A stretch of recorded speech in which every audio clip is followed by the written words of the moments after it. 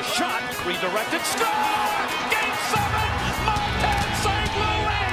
We are going back to Tampa Bay! A Cavalier spinning, a Cavalier looking, trying to drop it off, brings it in himself, left it in the middle, shot, score!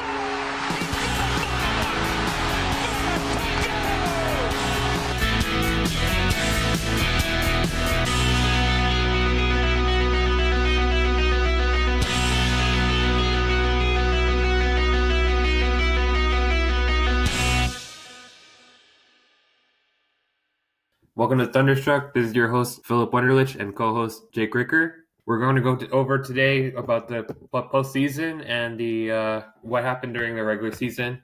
So, going to the postseason, what do you think happened in the last two games there, Jake? You know, it's really hard to say, honestly. When you look at this team is a really, really good team, as we saw over the course of the regular season. It looks like, they basically just gave up. Specifically going into that last game, 2 in Game 7, those first two periods, they had two major flukes where the Capitals were able to score on them. But other than that, they had chance after chance, and they really looked like they were doing everything they could. But in that third period, it was just a lackluster performance. So to me, I think a lot of leadership and hope was lost, almost to say, because it just didn't look like they had the drive to try and win that game. Yeah, do you think they just kind of stopped having fun almost, huh? It's like you see Vegas, and they're having, the greatest time of their lives, but then you see Tampa, and then they were doing so well, winning 3 straight, and then they come back and they lose 2 and don't score any goals. They just lost their drive or didn't have the chemistry or something. I don't know what's going on. It's really hard to put a finger on. And yeah, you're right. With Vegas, they got that. It's a brand new team. It's an expansion team. It's a Cinderella story. They're loving it down there. They're having an amazing time. They got an amazing fan base already. So, everything's going for them. And if you're wondering, why are the Lightning having fun? I guess you could I saw some things out there today saying, are the Lightning just getting used to this here? Are they getting too complacent? Maybe they need some kind of drive to really push this team over the edge. And, if that's through a change in the lineup, if that's through, a new guy in free agency, we don't exactly know.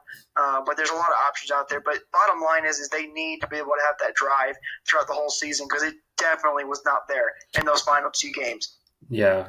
Well, and the penalty kill didn't really help anything either. I mean, they were 4th worst in the NHL. And like I said, maybe it was a reality check. I mean, they were doing so well throughout the regular season, and then they come into the playoffs, they're doing well as well, and then you have Game 6. Exactly. The penalty kill was definitely not a help whatsoever. The penalty kill was definitely the worst part for the Bolts this season.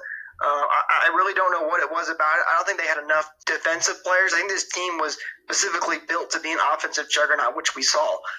You had Ryan Callahan, who was unbelievable, and he's a great guy to have out there. He's a real grinder who can block shots and get shots out of there. We got Dan Girardi towards the end of the season, which definitely helped out. But, I don't think we really had enough defensive players or defensive-minded players, which might have been one of the reasons why this penalty kill struggled so much. So do you think that's something that we look for in the offseason? Do you think we try to get someone like that? Absolutely. You got to figure out who's going to be on the market, but I think the Bolts could definitely use a couple more of those grinder-type players, because all the guys they got right now are definitely offensive-minded players, and we even saw that with the defense. The Lightning had some of the highest defensive scoring players on the team this year. We constantly saw Hedman and Strong and everybody moving up on the play, even McDonough. So we definitely want to look for some more defensive players. Yeah, absolutely. That fourth, like you said, that fourth line was really came in clutch. We have Kunitz and Pett and Callahan. They were all putting in work. I mean, during most series against Washington, they were facing off against Ovechkin on the top line. Oh yeah, that fourth line was stellar, and that's another big thing too that we saw in Game 6 and Game 7 is we kind of lost our first line there. Stamkos and Kucherov really, they had their moment. Stamkos did get that one huge empty net goal, but for the most part there, when you need those superstars to step up, they didn't step up. And that fourth line, they did step up. But obviously that fourth line can't compete against the whole team, which was a major issue. And Kunitz was unbelievable for the Bolts. I think he was one of the best signings that they had this from last offseason. And he's real proof that leadership really does matter. Because Kunitz is a guy they brought in not for his goal scoring, not for his playmaking, but for his leadership, and we saw that. And the Stanley Cup he really experience stepped up. Absolutely. I think Kunitz is a guy we could bring back too. Looking forward, I think he definitely helped out. And the Bolts have experienced what two different types of people in the locker room can do, going back to Jonathan Drouin and how much of a problem he was. Yeah, absolutely. What a heck of a trade that was, huh? Oh yeah, what a trade! I'm very excited to see where Sergachev can go with this. He's so young. He's 19 years old. He's old as me, and this kid's playing in the NHL. So it's going to be fun to see where he goes, and it's going to be nice to have an upcoming defenseman on the defense for us. Well, not only that, and then you have Cal Foote coming up in the system as well. So you got a long way to go with our defensemen. Oh yeah, Cal Foote is another great piece that I'm excited for. I'm not really sure if he'll be ready for next season to come up into the big leagues. He did play in Syracuse a little bit, but like we did see guys like Cirelli come up this year and jump right into things and be good. We know how great Steve Yzerman is at drafting these young talented players, so we'll have to see what happens and how he does in the first part of the season down in Syracuse and in the preseason as well. But a lot of good looks on defense for the Bulls, absolutely. Trust that you guys are playing, huh? 100%. You know it. So out of the upcoming free agents in 2018, we have JT Miller, Adam Ernie, Paquette, Cuckoo, Kunitz, and Suster. Who do you see coming back? Like I mentioned earlier, I definitely could see Kunitz as a guy coming back. He is 38, so I don't know how much longer he personally wants to play, but he's definitely a huge help in the locker room, which I think is extremely important.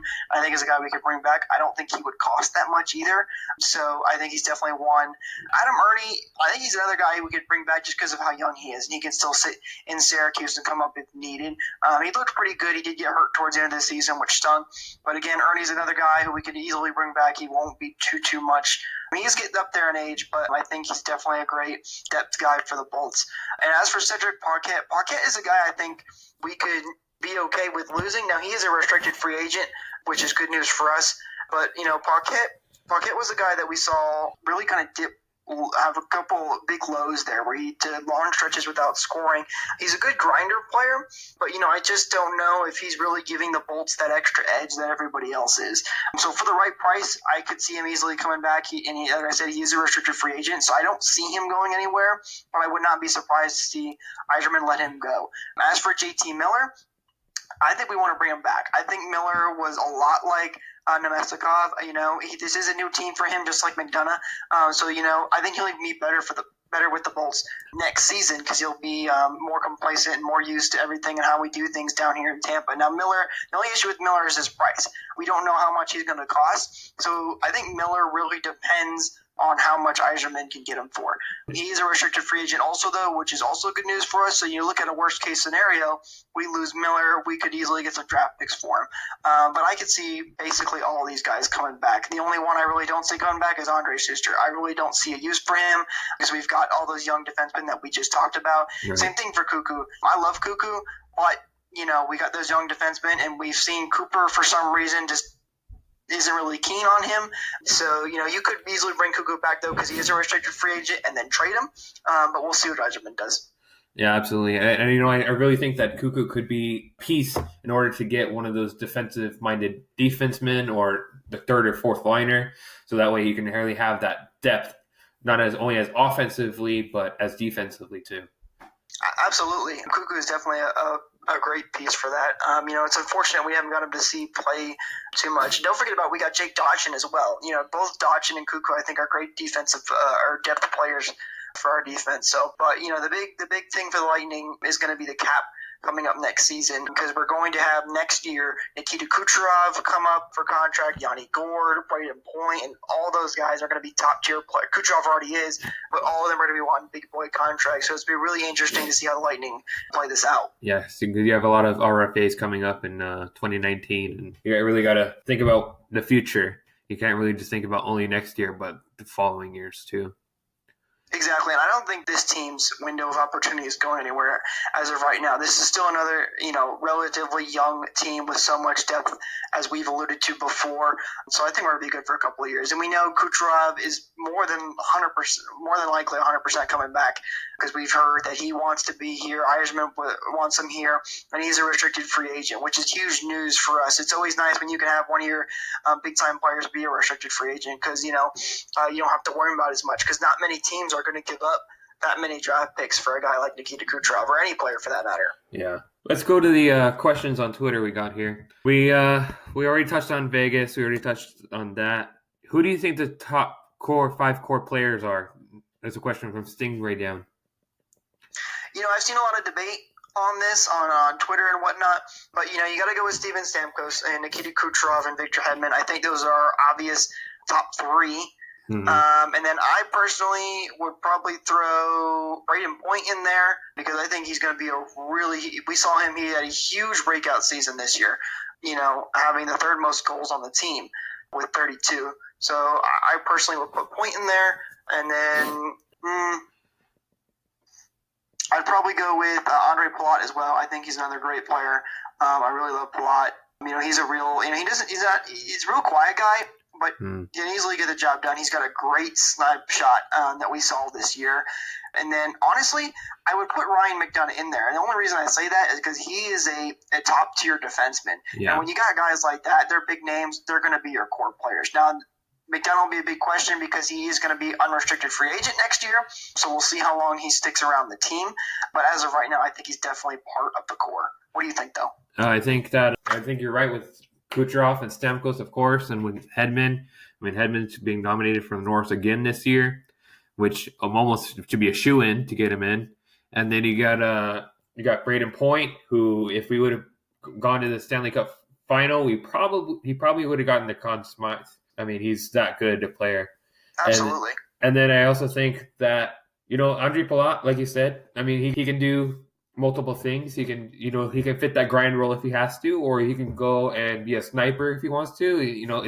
He's so versatile. He said he's quiet, but he can show up in a big way too.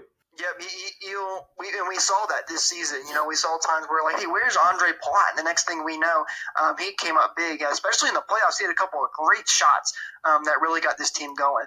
Andre Palat, I love Andre Palat a lot. I think he's definitely going to be on this team for a while. Yeah. Another question from him, he said, do you think with the Yzerman, the Lightning will be good for 10 plus years?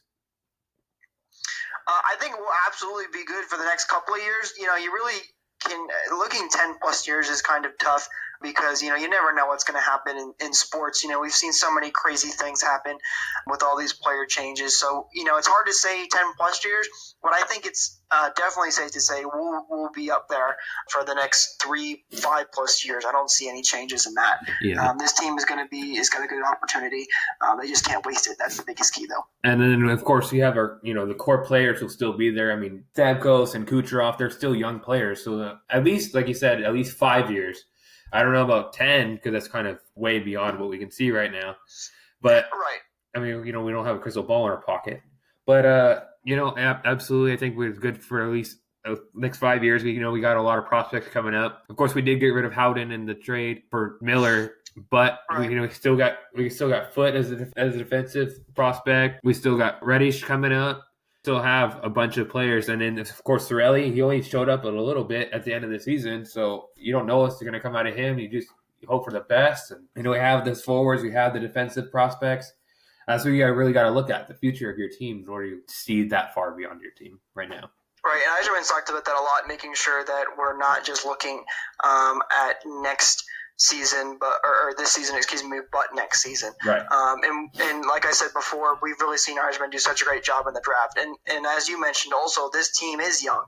Most of these guys are 26, 25 years old. Even our core players are 27, 28.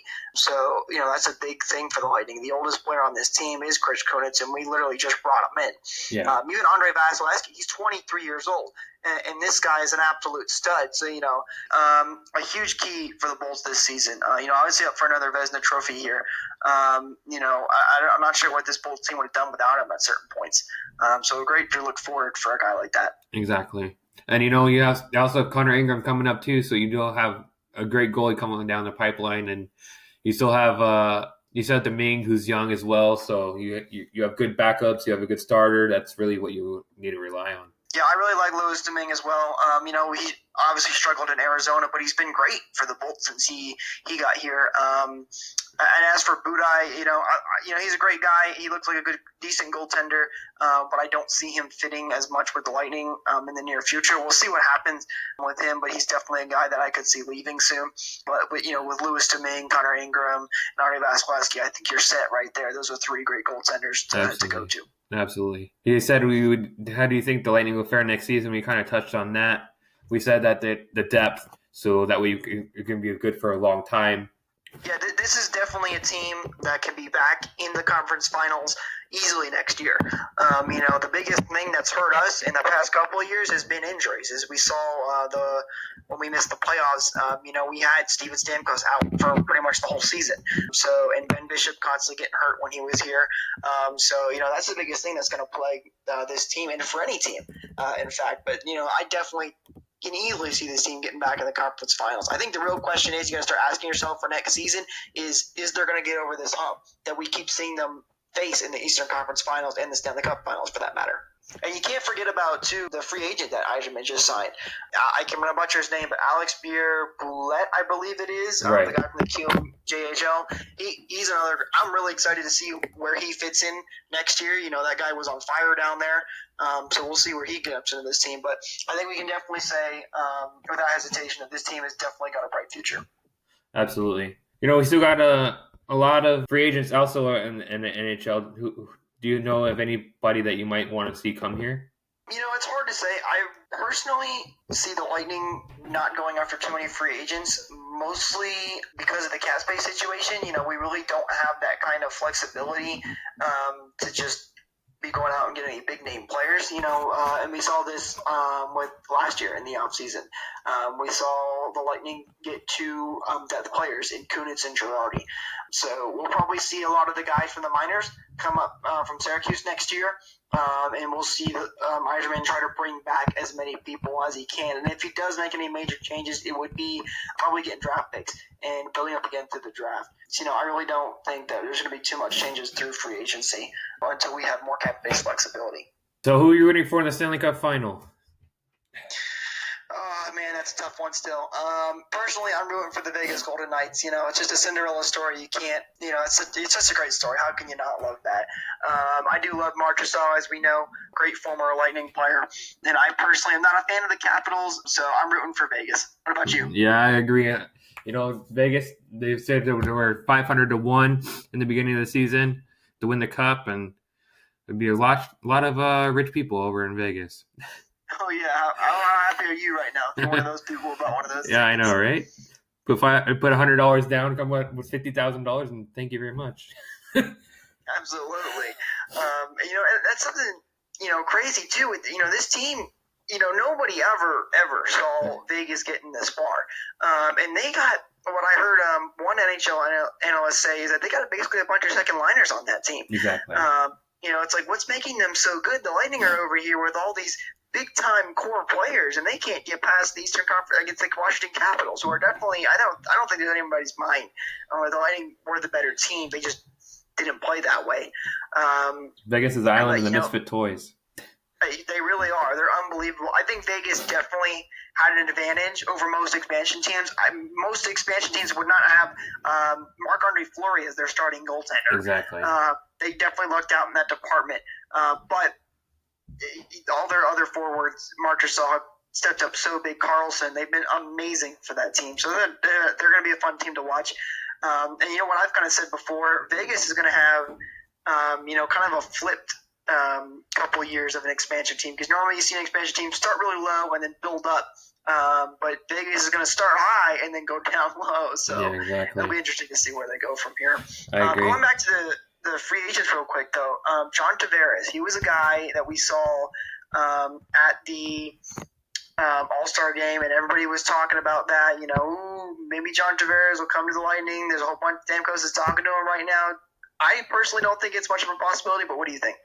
I don't think so either, not anymore. I mean, getting McDonough, that's going to be a heavy price tag, and then you have Kucherov's contract coming up. I don't think that's going to happen. Just like I don't think the Erik Karlsson thing is going to happen.